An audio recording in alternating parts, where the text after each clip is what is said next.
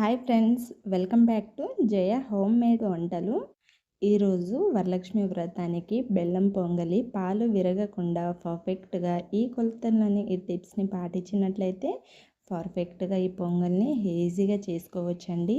వరలక్ష్మి వ్రతానికి చాలా ఈజీగా సింపుల్గా తయారు చేసుకునే ఈ బెల్లం పొంగల్ని ఎలా ప్రిపేర్ చేయాలో చూద్దాం రండి. దీనికోసం నేనైతే టీ గ్లాస్ తోటి 1 గ్లాస్ వరకు పెసరపప్పుని తీసుకున్నానండి. నేను నార్మల్గా ఇంట్లో ఉండే పెసరపప్పుని తీసుకున్నాను. మీరు బయట కొన్నదైనా పర్లేదు. దీనికి 1 గ్లాస్ బియ్యాన్ని యాడ్ చేసుకొని ఇలా దోరగా కాస్త ఫ్రై చేసి తీసుకుంటున్నాను. మీరు రైస్ ఫ్రై చేయడం ఇష్టం లేకపోతే స్కిప్ చేసి నార్మల్గా పప్పుని ఫ్రై చేసి తీసుకోవచ్చు. సో ఇలా కొంచెం దోరగా ఫ్రై అయ్యాక మనం స్టవ్ ఆఫ్ చేసేసుకొని మంచి స్మెల్ వచ్చేంత వరకు ఫ్రై చేసి తీసుకోవాలి.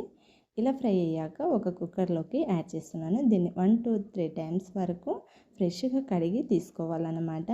1 to 2 టైమ్స్ కడిగి తీసుకున్నాక దీంట్లోకి అదే గ్లాస్తో 2 గ్లాస్ వరకు 2 and 3 గ్లాస్ వాటర్ని యాడ్ చేసేసుకొని కుక్ చేసుకుంటున్నాను. నేను 2 గ్లాస్కి 3 గ్లాస్ వాటర్ని యాడ్ చేశానండి. ఇలా మనకి కుక్ అయ్యాక చూడండి, స్టవ్ ఆఫ్ చేసేసుకొని అంతా ఒకసారి కలుపుకొని తీసుకోవాలి. కాస్త మెత్తగా చేసుకున్నా పర్లేదు.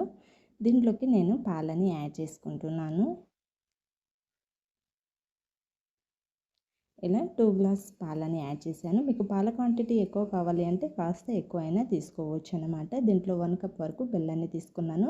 స్వీట్నెస్ కాస్త ఎక్కువ కావాలంటే ఇంకా 2-3 టేబుల్ స్పూన్ బెల్లాన్ని కొంచెం ఎక్కువైనా యాడ్ చేసుకోవచ్చు అన్నమాట. పర్ఫెక్ట్ కొలతలతో చేస్తున్నాం కాబట్టి 1 కప్ వరకే తీసుకున్నాను. సో దీన్ని కూడా 2-3 మినిట్స్ పాటు ఇలా బాగా బెల్లం కరిగేంత వరకు కుక్ చేసుకొని తీసుకోవాలి. దీంట్లోనే 1 టీ స్పూన్ వరకు ఇలాచీ పౌడర్ని, చిటికెడు సాల్ట్ని యూస్ చేస్తున్నాను. మీరు నో అంటే స్కిప్ చేయొచ్చండి సాల్ట్ని అయితే.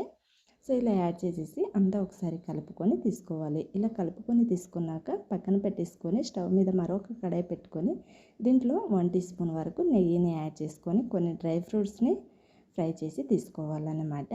జీడిపప్పు, బాదం పప్పు, కిస్మిస్ని తీసుకుంటున్నాను. మీ దగ్గర ఇంకా వేరే డ్రై ఫ్రూట్స్ అవైలబుల్లో ఉంటే కూడా యాడ్ చేసుకోవచ్చు.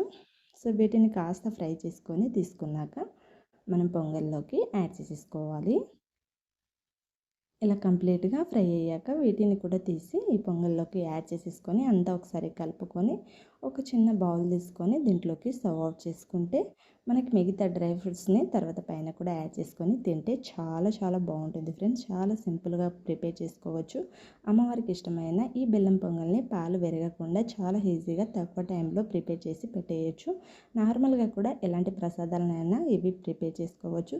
సో ఈ వీడియో కనుక మీకు నచ్చినట్లయితే తప్పకుండా ఒకసారి ఇంట్లో ట్రై చేయండి. ట్రై చేశాక మీకు ఎలా కుదిరిందో కామెంట్ చేయండి. వీడియో నచ్చితే లైక్ చేయండి, షేర్ చేయండి, సబ్స్క్రైబ్ చేయండి friends. Thank you for watching.